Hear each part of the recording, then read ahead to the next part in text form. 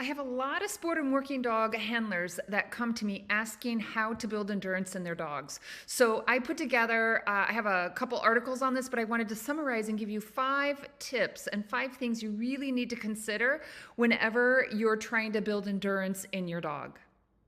So first I want to make it clear what I mean when I say endurance, because a lot of people kind of mix up the terms endurance and stamina. So for the purpose for these 5 tips, when I talk about endurance, I'm talking about how long your dog can perform a specific activity for a prolonged period of time. So we're not looking at like super high intensity activity, we're looking at maintaining that activity over time, duration. So that's what I mean when we're talking about endurance.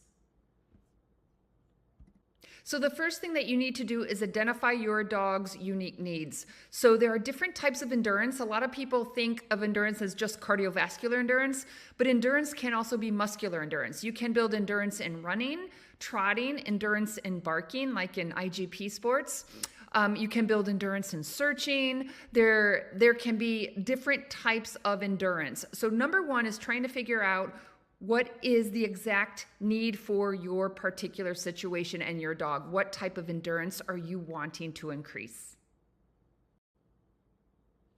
The second tip for building endurance in your dog is gradually building up endurance over time. It's a very gradual progression. So you want to start with your baseline. Where's your dog right now?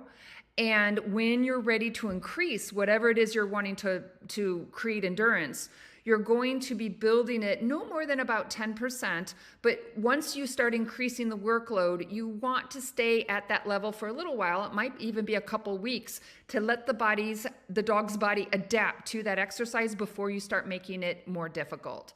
So if you're, for example, running your dog, say, for 2 miles and you want to increase it to 6, you're going to very gradually, only by about 10% progress when you're increasing distance over time. So if you're doing a 2-mile run and you suddenly increase it to 3 or 4 miles overnight, that is too quick, too fast, and you're risking injury. So gradual progression, it's gradually increasing the workload over time. The third tip is consistency. If you are building endurance and you're training, say, 1 or 2 weeks in a row, and then you take 1 or 2 weeks off, and then you come back and you train 3 days in a row, and then you don't train for a couple weeks, your dog is not going to have sufficient work and time to make changes and adapt and get better. So what I recommend, typically you're going to be doing some training on a weekly basis, and usually it's a few days you want to build up to consistency. Every week, it might be 2, 3, depending on what you're working on, it might be 2 times, 3 times, 4 times a week, but consistency is key. If there's a big gap in your training and you're going to say a couple weeks without training, your dog is going to get deconditioned and is going to lose that endurance that you had been building up. So you have to be consistent.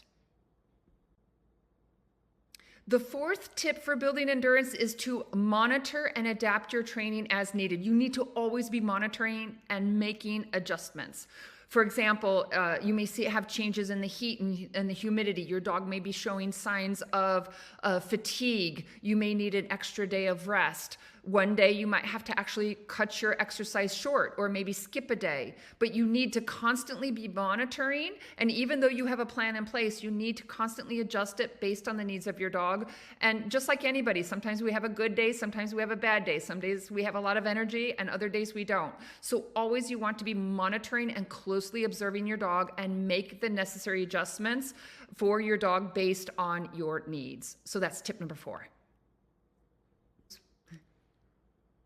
And finally, tip number 5 for building endurance in your dog, you need to have a balanced fitness program.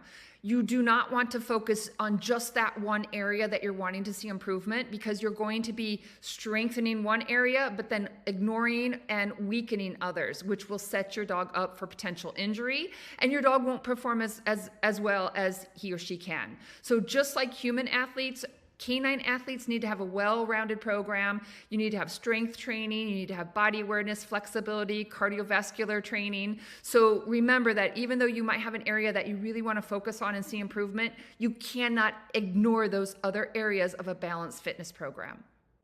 If you'd like more tips and strategies for building a safe and effective fitness program for your dog, I encourage you to check out our Canine Fitness Planning Guide. There's a downloadable workbook to go with it and also a video, so be sure to check that out. And if you would like to acquire the knowledge and the skills and the confidence to be able to design fitness programs for your own dog or for others, and be able to know how and when to safely modify and make adaptations to those programs, I encourage you to check out our online Elite Canine Athlete Program. I'll provide a link below for some more additional information on that, and there's also a link for the application. If you have any questions, don't hesitate to reach out.